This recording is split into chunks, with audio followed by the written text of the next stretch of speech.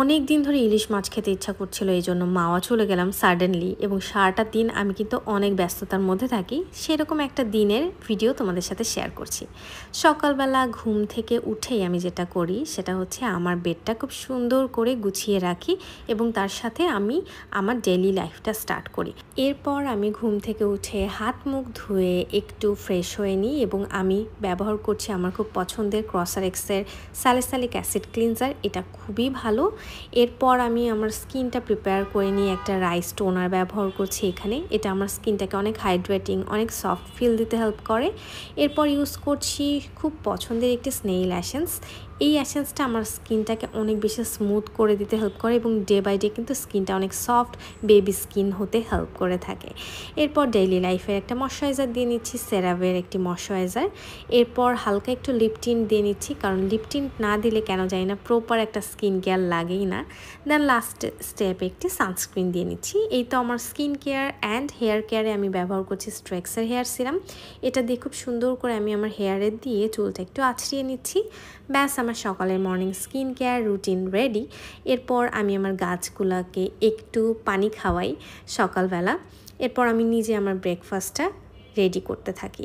আমি পানি দিয়ে দিয়েছি কফির জন্য এবং এখানে আমি কিছু ফ্রুটস কেটে নিচ্ছি। এখানে আমি ফ্রুটস নিয়েছি এবং নাটস নিয়েছি, একটা ডিম সেদ্ধ নিয়েছি এবং এটাই আমার মর্নিংয়ের ব্রেকফাস্ট। ইদানিং কেন জানি না একটু হেলদি খাবার খাওয়ার ট্রাই করছি, কারণ হেলদি লাইফস্টাইল মেনটেন করলেই কিন্তু সব কিছু ভালো হয়। ডেফিনেটলি আমি এটা সবসময় করার ট্রাই করব, ভিডিওর জন্য বলে না, আমি সবসময় ট্রাই করার চেষ্টা করে থাকি। এরপর একটু পড়াশোনা করে নিলাম, আমার ডেইলি লাইফে যে পড়াশোনাগুলো আছে। তারপরে আমার সিক্রেট অফ নুরিন পেজের যত প্রোডাক্টস আছে, কাস্টমারদের ডেলিভারির প্রোডাক্টসগুলো আমি নিজেই ম্যাক্সিমাম টাইম রেডি করে থাকি, আবার মডারেটাররাও রেডি করে থাকে। তো এখানে প্রোডাক্টস দেখিয়ে দিলাম, কারণ আজকে আমি যত স্কিন কেয়ার করছি সব প্রোডাক্টসই তোমরা আমার সিক্রেট অফ নুরিন পেজে পেয়ে যাবে। এরপর রেডি হয়ে নিচ্ছি আমরা দুইজনই, যেহেতু ছুটির দিনগুলোতে সবসময় আমাদের কিন্তু অনেক বেশি কাজ থাকে, কোনো গ্যাপ থাকে না কোনো টাইম যে কোথাও ঘুরতে যাব।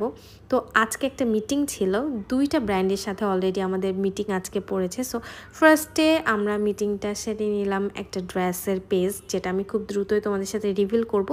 তো মিটিং শেষ করার পরে লাঞ্চ টাইমে একটু খাওয়া দাওয়া করে নিলাম। অলরেডি দুপুর পার হয়ে বিকাল হয়ে গেছে এবং খুব সুন্দর একটা ওয়েদার ফিল করছিলাম। আমরা যাচ্ছিলাম বসুন্ধরা বাড়িধারার সাইডে এবং হাতিঝিল দিয়ে যেহেতু যাচ্ছিলাম অনেক দিন পর, একটু আকাশটা দেখছিলাম, এত সুন্দর রোদ হয়েছে এবং বৃষ্টিও হচ্ছিল, মেঘও হয়েছে। এরপর আমরা গেলাম হচ্ছে এলিভেটর দিয়ে এবং পুরা ভিউটা আমি এনজয় করতে করতে যাচ্ছিলাম। অনেক দিন পর অনেক ভালো লাগছিল। একটু প্লেনও দেখছিলাম, কারণ প্লেন আমার খুব পছন্দ, যখনই দেখি আমার ভিডিও করতে ইচ্ছা করে।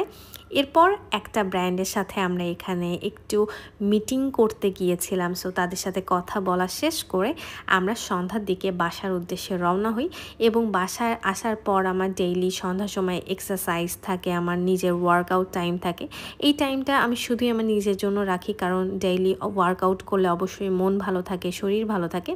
সো আমি এখান থেকে বেরিয়ে বাসায় গেলাম এবং সারাটা দিনের মেকআপ কেন যায় না একদিনে উঠাচ্ছিলাম, এমন অবস্থা, এত বেশি টায়ার্ড লাগছিল। So back to my night skin care routine. এখানে আমি রাইস ওয়াটার একটা ব্রাইটেনিং ক্লিনজার দিয়ে স্কিনটা ক্লিন করছিলাম। এটা আমার খুব পছন্দের একটি ক্লিনজার এবং রাইস ওয়াটারের এটা আমি ব্যবহার করি সবসময়, যে টোনারটা, এটা স্কিনটাকে ব্রাইট করতে হেল্প করে। দেন আমার ডেইলি লাইফে যেই স্নেইলের অ্যাসেন্সটা এটাই দিয়ে নিচ্ছিলাম। অ্যান্ড আমি একটা এক্সট্রা স্টেপ ইউজ করি, দ্যাট ইজ সেরাম। সেরামটা আমি নাইট টাইমে দিতে পছন্দ করি। এটা হচ্ছে স্কিনটাকে ব্রাইট করতে হেল্প করে এবং তোমাদের যেই প্রোডাক্টস পছন্দ আমি যেটা ব্যবহার করছি, তোমরা সিক্রেট অফ নুইনে একটা স্ক্রিনশট দিয়ে মেসেজ করতে পারো, মডারেটর রিপ্লাই করে দিবে। এবং প্রোডাক্টস তোমরা যারা অথেন্টিক চাও, Korean skin care, Japanese skin care, সবই কিন্তু তোমরা সিক্রেট অফ নুইন পেজে পেয়ে যাবে এবং সব থেকে কম দামেই তোমরা অরিজিনাল প্রোডাক্টসটা রিসিভ করতে পারবে। কেয়ারনেলের এই ক্রিমটা অলমোস্ট আমার শেষ হয়ে গেছে, বাট তারপরেও আমার এটা ব্যবহার করতে সবচেয়ে ভালো লাগে, কারণ এটা স্কিনকে অনেক বেশি ব্রাইটেনিং এবং গ্লোয়িং করতে হেল্প করে। অলরেডি তোমরা দেখতেই পাচ্ছ আমার স্কিনটা কত চকচক করছে এবং আমার নাইট টাইম স্কিন কেয়ার কিন্তু এতটুকুই, আমি এর থেকে বেশি কোনো স্টেপ ব্যবহারই করি না। বাট ডেইলি কিন্তু তুমি যদি একটা স্টেপ ইউজ করো, তোমার স্কিনটা আমার মতো এরকম গ্লোয়িং দেখা যাবে। এরপর আমি আমার রুমটা একটু গুছিয়ে নিলাম, সারাটা দিন পর এসেছি, রুমটা একটু এলোমেলো। সো আমি রুমটা গুছিয়ে নিলাম, আমি বেডটা ক্লিন করে নিলাম।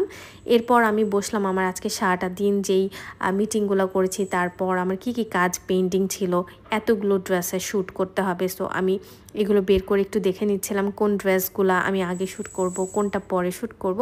সুন্দর করে আমি আমার শিডিউল অনুযায়ী এখানে লিখে লিখে নিচ্ছিলাম, মিলিয়ে নিচ্ছিলাম। ড্রেসগুলো কিন্তু অসম্ভব সুন্দর, অসম্ভব কমফোর্টেবল। এটা আমি পরে তোমাদের সাথে ছবি ভিডিও দিব, অলরেডি দেওয়াও হয়ে গেছে, হয়তো তোমরা দেখে নিতে পারো। এরপর একটু রেস্ট নিতে নিতেই মনে হলো আমরা তো ডিনার করিনি, আজকে রাত হয়ে গেছে, সো চলো মাওয়া যায়। তো যেহেতু রাতের বেলা আমরা ডিসিশন নিলাম রাত 12টার সময়, এবং সাডেনলি আমরা মাওয়া যাওয়ার জন্য রওনা হই। এবং রওনা হতেই কি যে বৃষ্টি শুরু হয়েছে কি বলবো, সারাটা দিন কিন্তু একটু মেঘলা ছিল এবং রাত্রের বেলা থেকে বৃষ্টি শুরু হয়েছে।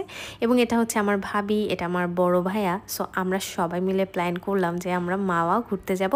এবং অনেক দিন ইলিশ খেতে ইচ্ছা করছে, সো ইলিশটাও খাওয়া যাবে। এবং বর্ষাকালে ইলিশ না খেলে আমার কেন জানি ভালোই লাগে না। আমি যে এখন বলছি, এখন আমার ইলিশ খেতে ইচ্ছা করছে, কেন জানি না। খেতে যতটুকু পারি তার থেকে বেশি খাইতে ইচ্ছা করে, এটাই মেন কথা।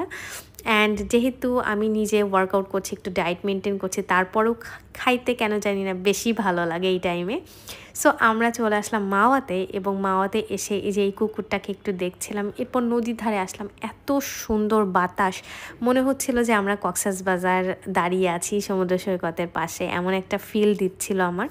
সো এইদিকে আমার ভাইয়া এবং ভাবিকে আমার হাজব্যান্ড ছবি তুলে দিচ্ছিলো। এবং তোমাদেরকে একটা কথা বলে, আমার এতটাই টায়ার্ড লাগছিল যে আমি নিজে আমার ড্রেসটাও চেঞ্জ করিনি ইচ্ছা করে, কারণ রাত্রেবেলা কে দেখছে। বাট ভিডিও যেহেতু করছিলাম, এখনও আমার মনে পড়তেছে যে আমাকে কি কামলাটাই না লাগতেছে আজকের এই দিনে। বাট ব্যাপার না, আজকে আমার সারাটা দিনে এই যে 9 মিনিটের ভিডিও তোমরা দেখতে পাচ্ছ, বাট সারাটা দিন যে আমি কত পরিমাণে টায়ার্ড ছিলাম, কতগুলো কাজ করেছি, হয়তো সব কিছুর ক্লিপ ওইভাবে নিতে পারিনি, বাট অল্প অল্প করে নেওয়ার চেষ্টা করেছি। বাট হ্যাঁ, এটাই। তো লাস্টে এসে আমরা এখান থেকে ইলিশ মাছ দেখছিলাম যে কোনটা ভালো হবে এবং কোনটা মানে তাজা আর কি, কোনটা ফ্রেশ, এগুলো আমরা দেখছিলাম। ফাইনালি আমার হাজব্যান্ড সিলেক্ট করে ফেলো, এবং আমরা কিন্তু শখের হাঁড়ি থেকে খাবারটা খেয়েছিলাম।